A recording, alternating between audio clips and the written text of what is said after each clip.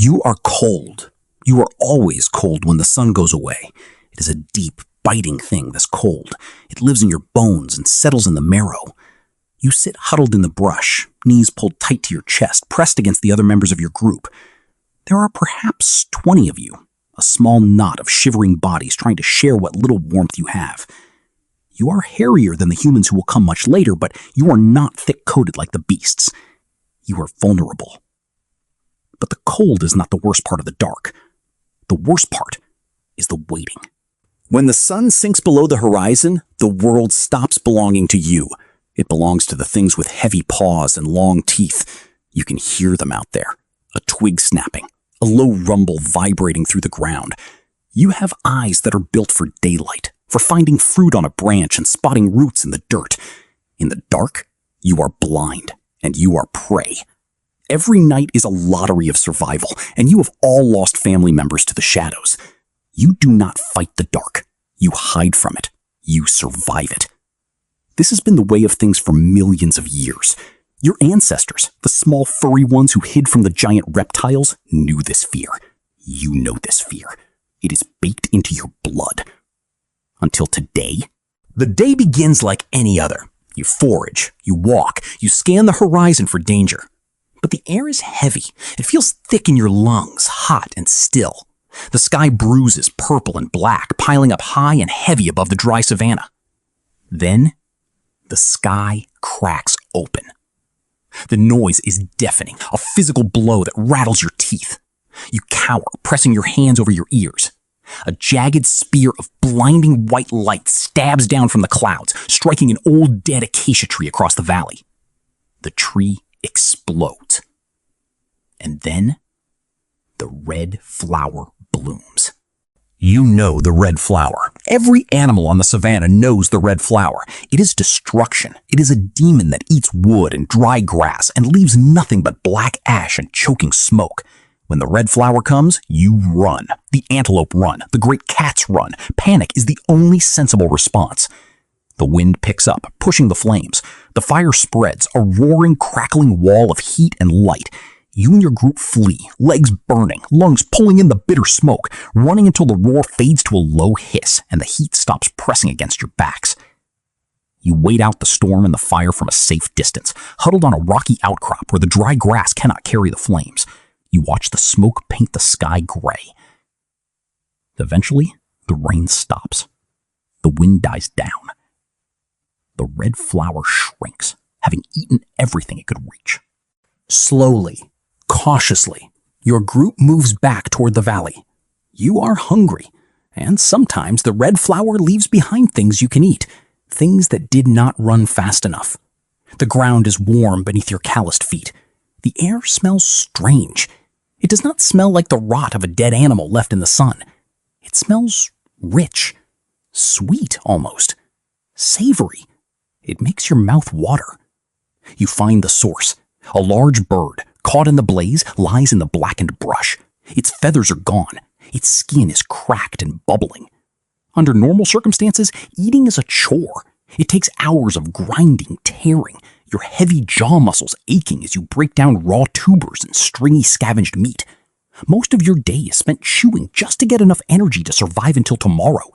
Your body spends massive amounts of energy just digesting. You reach out and touch the bird. It is hot. You pull your hand back, hiss, then try again. You tear a piece of the meat away and put it in your mouth. It is unlike anything you have ever tasted. It is soft. It falls apart on your tongue. It is warm, spreading a heavy, satisfying heat down into your stomach. It takes no effort to chew. It is easy energy, pre-digested by the heat, a gift from the destruction.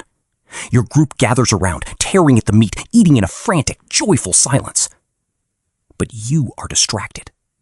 Near the remains of the old acacia tree, the red flower is not dead. It is small now, just a handful of glowing orange embers nestled in the charred wood, breathing faintly in the breeze. Every instinct you possess, every lesson written into your DNA by thousands of generations of ancestors, screams at you to stay away. The red flower bites, it burns, it kills. But you are full of warm, soft meat, and the air is growing cool again as the afternoon stretches toward evening.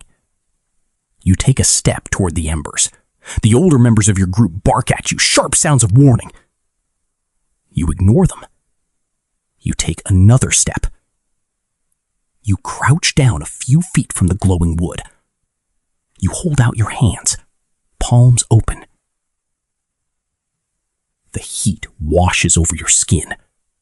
It is not the biting, consuming heat of the wildfire. It is gentle. It is the exact same feeling as standing in the bright midday sun. But the sun is already sinking. You have found a piece of the sun, broken off and resting on the ground. You watch it closely. You see how it eats. A small dry leaf blows into the ember. The ember flashes, turns the leaf black, and glows a little brighter. It needs food. You do something that no creature on this planet has ever done. You reach out, pick up a dry twig, and you do not run away from the danger. You feed it. You drop the twig onto the glowing orange eye. For a moment, nothing happens. Then, a thin curl of smoke. Then, a tiny, dancing yellow tongue. A flame. You made that. You fed the sun, and the sun grew. A strange, quiet thrill runs through you. You pick up a thicker branch, one that is only burning at one end. You lift it. You hold it up. You are holding the red flower. You are holding the demon that makes the great cats run. The sun dips below the horizon. The deep, biting cold begins to creep out of the shadows. The long, terrifying night is starting. But tonight will be different. You do not huddle in the brush. You gather dry wood. You and your group build a pile, and you touch your burning branch to the dry leaves at the bottom. The flames leap up, casting long, dancing shadows against the rocks. The light pushes the dark back. It creates a circle of safety, a bubble of daylight in the middle of the black wilderness. You sit around the heat. You are not freezing.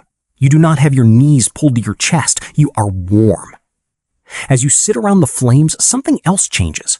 Usually, when the sun goes down, you sleep. There is nothing else to do. But tonight, you are awake. You look at the faces of your family, illuminated in the flickering orange glow. You see their expressions clearly. You share grunts, gestures, quiet sounds. The fire has given you extra hours. It has given you a place to gather. It is the very first living room. You are not just surviving anymore. You are sharing an experience. Out in the dark, the snapping twigs and low rumbles begin.